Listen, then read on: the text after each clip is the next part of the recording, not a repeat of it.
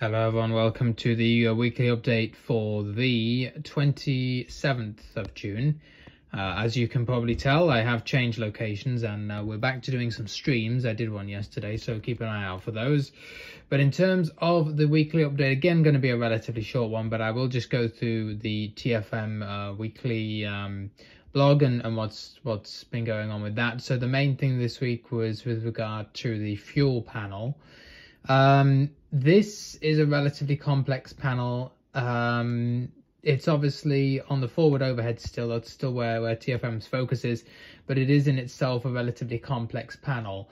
So they've simplified it to give keyboard shortcuts for the aft, center and forward sections of the panel. And then there's a separate section for the transfers and cross feeds. The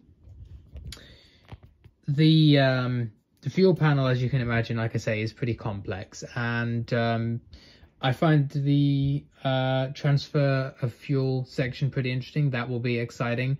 It will be especially useful to see how this works in the 7.3 in preparation for things like the 7.4. I know it's particularly complex in the 747, and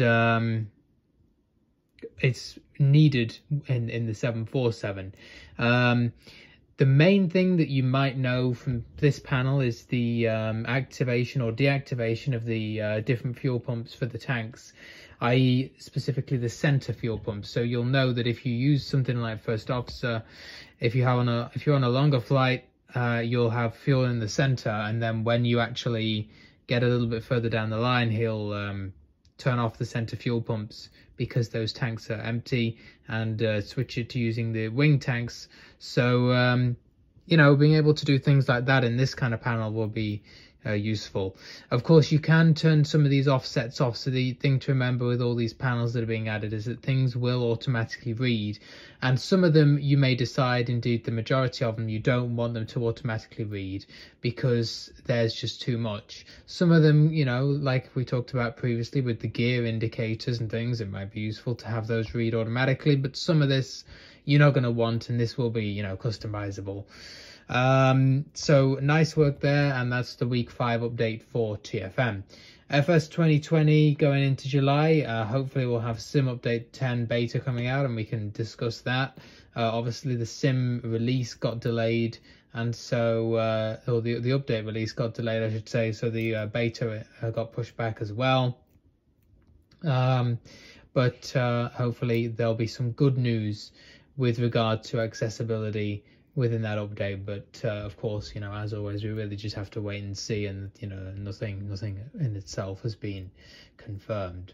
So yeah, we'll have the BVI virtual event on Saturday, which will be from Palma de Mallorca to Lisbon and then on to Gran Canaria. That's what was voted for by our members.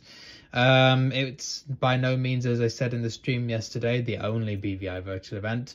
Over the next few months, there will be more frequent events. Now it's the summer and people have hopefully a couple weeks here and there off from work or college or university. Then you know, this gives us more of an opportunity to do this kind of thing. And really that's it for this week. Again, if we've missed anything, put it in the comments.